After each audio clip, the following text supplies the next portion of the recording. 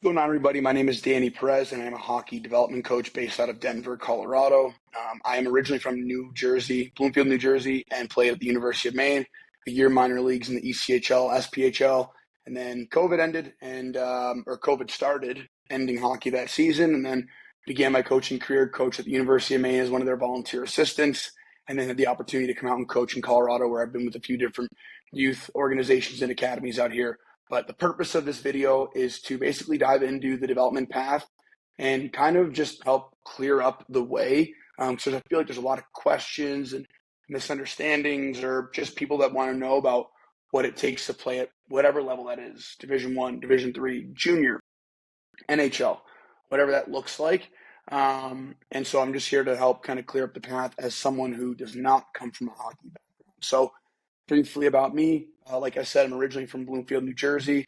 My mom was born in Cuba. My dad was born in Portugal, and they moved here to the United States when they were pretty young. So I'm a first-generation American, but it'd be safe to say that did not come from a hockey background. So they had to kind of figure it out on their own, and they spent a lot of money that, I'm not going to sit here and say that we were broke by any means. I mean, I had a good upbringing. I'll be honest about that. But it wasn't like we had excess money to just be shelling out for, all the things in hockey. So they had to try and be selective, but also wanted to give me every opportunity to succeed. So this is an exercise that my dad did with me growing up, as he was learning and trying to help me pave the way and help me navigate kind of the journey of what my goal was, which was to play Division One college hockey in the NHL. And so, like I said, fortunately, I was able to play at the University of Maine 2015 to 2019, went in as an age out freshman, 21 years old. And so, yeah, just kind of scratch and clawed, played Tier 3 juniors in the Eastern Hockey League from 2013 to 2015, year before that in the EJ from 2012 to 2013. But yeah, we'll just dive into kind of this exercise, like I said, that my dad did. So my website, we can go here. I will screen share. And so this is a newsletter article that I wrote, I want to say a year or 2 years ago, just talking about myself, my family. I have a brother that plays college hockey or just finished playing college hockey at Skidmore, Division III up in Saratoga Springs, New York, and just kind of talks about our journey and about my family. And so here's my website, perezhockey.com. I also founded a mental performance company a few years ago called Monkey Mind. It connects athletes with mental performance coaches. And if you want to check that out, that's monkeymindathletes.com, but we'll get into it. So one thing my dad did with me was he looked up height, weight, and leagues they came from, current ages, and it just kind of helped give us a good background and a good understanding on, how do you reverse engineer this and how do you benchmark where you need to be from a physical standpoint, what leagues you want to get into, all those sort of things. So we'll just have a couple different examples.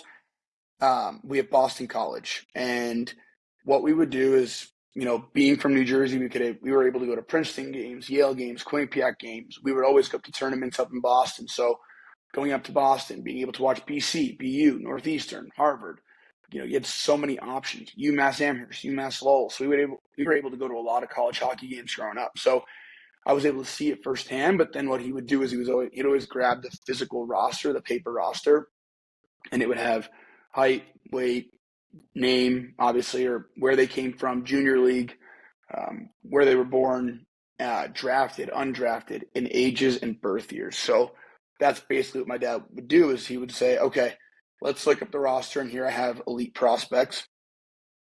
And my dad's 6'3", 160, 165, so he's not a thicker guy, but he's a taller guy. So we went to the doctor when I was young, like most kids do, and they say, okay, where are you going to be at? I was told I was going to be around 6'3". My dad kind of had the pedigree to prove that. So he was like, all right, well, you're projected to be 6'3". That's what the doctor said. So let's look at kids that are around that height. 6'2", 176, 6'4", 216, 6'2", 194, 6'4", 218. Forwards, left shot. Okay, you got a good benchmark here that you've got to be around anywhere from, let's say, 215, 220, and you want to try and be around, let's say, we could argue 180, 185. So 185 to 210, 215, 220 on the heavier side. So you're probably going to want to take the gym very seriously, being that my dad's 160, 165. I'm probably going to have those same genetics. That's something I got to take very seriously if I want to, get to that weight and maintain that weight. I was a late bloomer, didn't grow or hit my growth spurt until I was going into a junior year in high school. So I was a little bit behind the 8 ball physically. But yeah, that's kind of a good benchmark. All right, now let's look. These have birth years, but we would look at the birthday.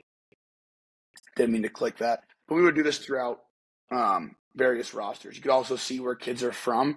Minnesota is a great example, which is why I pulled that up. If you look at Minnesota's roster, you could argue, yes, I'm from New Jersey and John Whipple's from Morristown, New Jersey. If you look at 90% of their roster, it's Minnesota.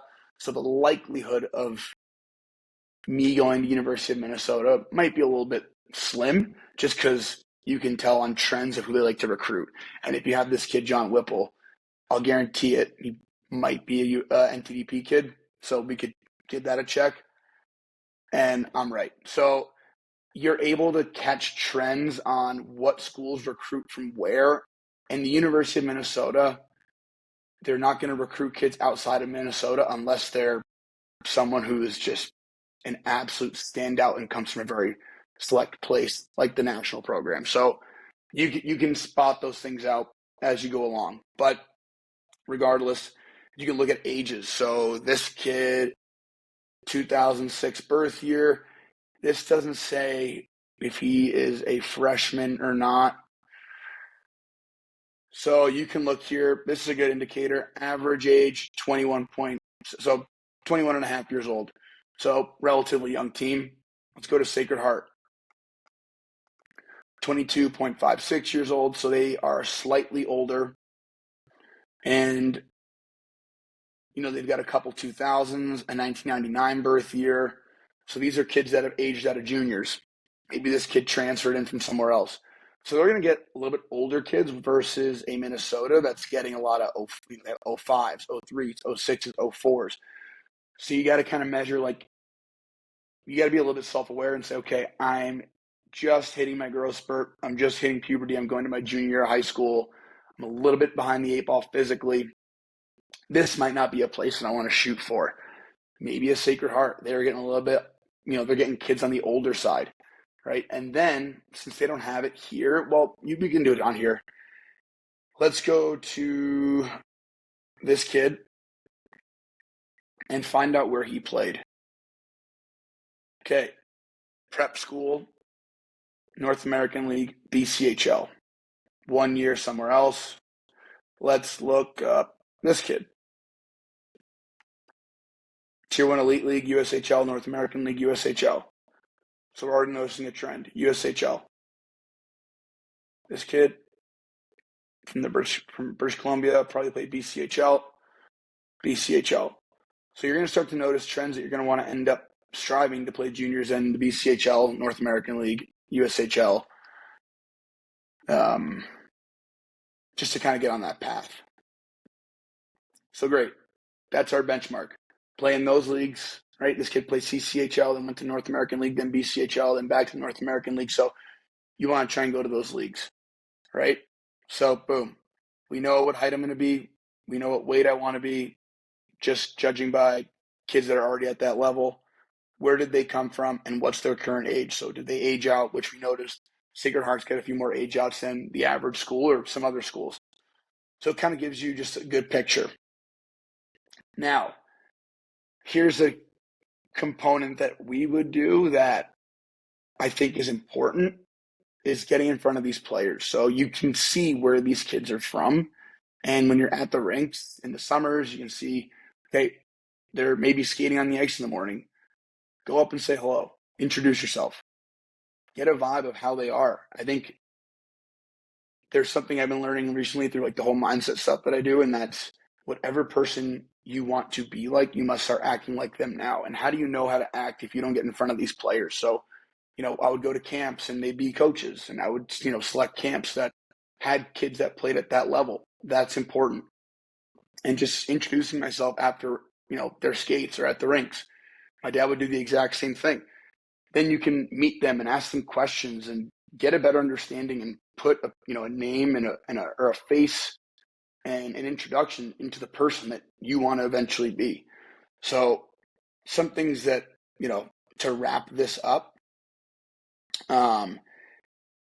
is moving forward after you get this little benchmark of where you want to be, and these kind of metrics, you want to play at the highest level in which you will play. If that means you're going to play 4 minutes at AAA, probably don't play AAA. It's okay to play AA, single A hockey, but play a ton. Power play, penalty kill. Play as much as you can, get those reps. I was a kid that played AAA my whole career up until, from 12 to about, 1 years at 16s, and then 18 AAA. Played high school hockey.